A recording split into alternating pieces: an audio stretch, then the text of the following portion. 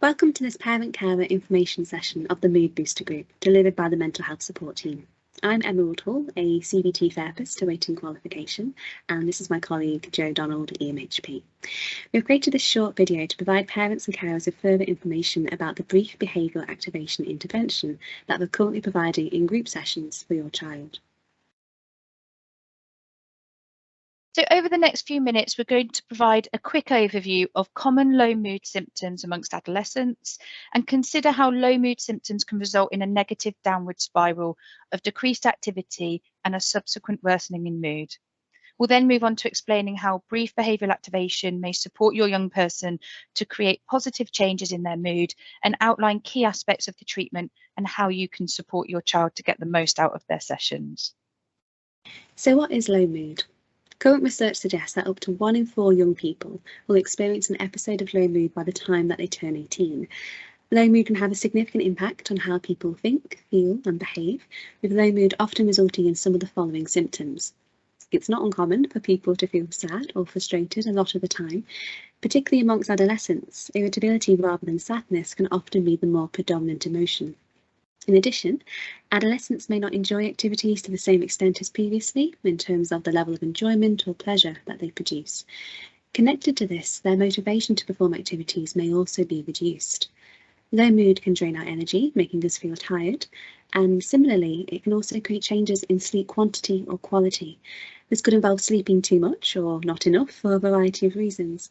A lack of energy and poor motivation can result in your young person feeling more tired and sleeping for longer. Likewise, difficulty getting off to sleep can be because of hormonal changes that accompany low mood or negative thoughts that prevent them from getting off to sleep.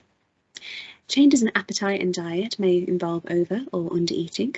This is because cortisol, the stress hormone, is released when we feel low, which reduces our appetite.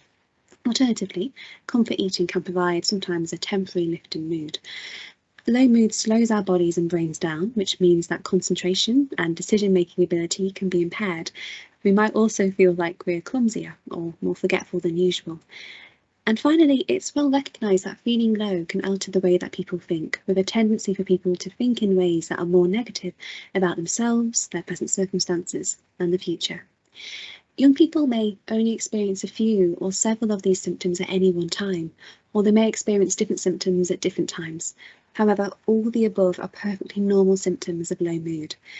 It's also worth mentioning that although people often use the terms low mood and depression interchangeably, low mood is a common experience and a formal diagnosis of depression is something that would need to be pursued by a GP. When people experience low mood, it can result in the development of a vicious cycle. So when young people are feeling low in mood, the knock-on effect it has on their energy level and motivation means it's understandable that the nature and balance of their activities, their daily routines and their overall activity level may alter. Many young people slow down physically and mentally, struggle with motivation and engage in avoidance of activities. So this might be social withdrawal, such as spending less time with friends and families, or non-social avoidance, such as performing valued or routine activities less frequently.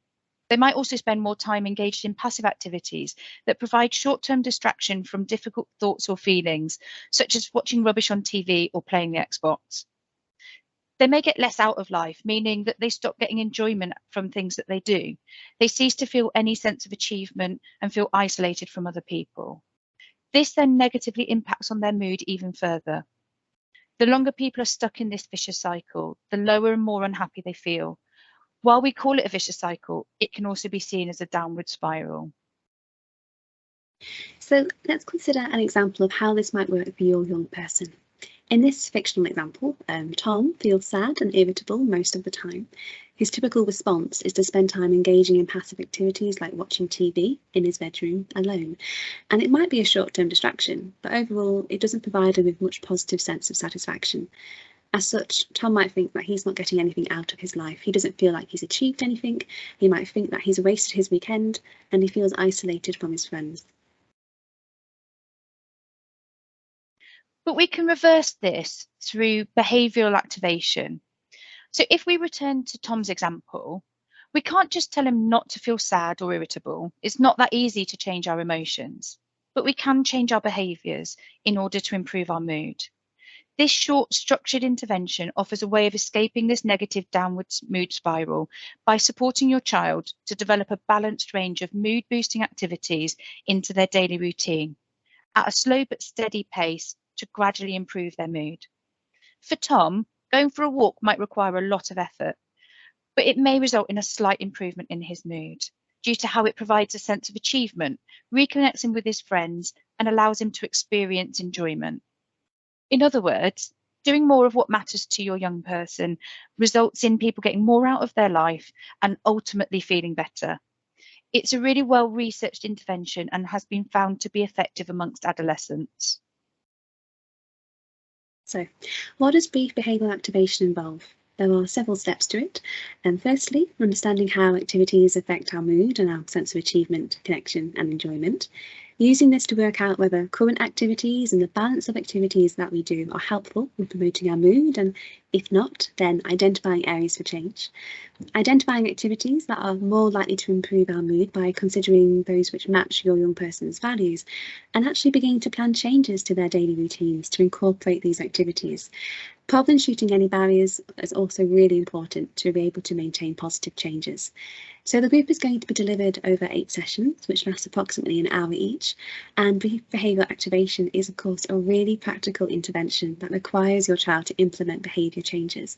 And as such, every session is going to include tasks at the end to make sure that they can complete these changes at home. So initially, an important intervention will be to complete an activity log of daily activities. This is the benefit of allowing your child to see what they're currently doing over the course of a day. And this provides us with a baseline measure so we can compare how their activity changes after a few weeks. Additionally, in keeping a note of how activities affect their mood, this can reveal the association between activity and mood.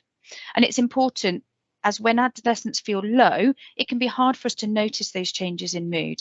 But moods do fluctuate when performing activities, even if we're not used to noticing those small changes. From here, your child can identify meaningful activities that they need to start doing more of and which to reduce.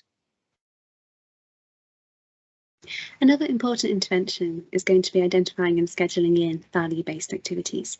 So considering values is a really useful means of identifying activities that are going to be most effective in improving mood by ensuring that the activities that your young person does are meaningful to them. And this will help your young person to get more out of life. Scheduling these value-based activities into your child's week in advance can support with motivation, and so too can scheduling things in gradually, building up over time by commencing with easier activities first, and also promoting balance between self-care, leisure and productive activities, and also making sure that we reward ourselves for even small progress. That will all be helpful. So how can you support your child? Well, Brief BA actively encourages the involvement of parents in order to ensure the intervention is as successful as it can be. It requires young people to change from mood-directed behaviour, where they do things based on how they feel, to goal-directed behaviour, where even if we're feeling low or tired or unmotivated, we do something meaningful that's been planned in advance in the expectation that it will improve our mood. This sounds simple, but it can be really difficult. Symptoms of low mood, including not feeling motivated or thoughts that the activity won't be helpful, will all get in the way.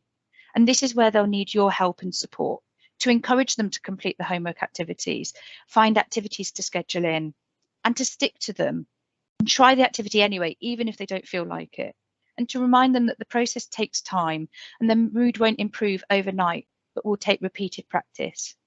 You can also help by taking note of their achievements, with even small changes to their behaviour being recognised and praised. So we hope that our short introduction to brief behavioural activation has been helpful and provided some more insight into what your young person will be completing in the following few weeks. If you have any further questions, then please do get in contact with the mental health support team. The following slides will provide our contact details and also some suggestions of other support services. Thank you.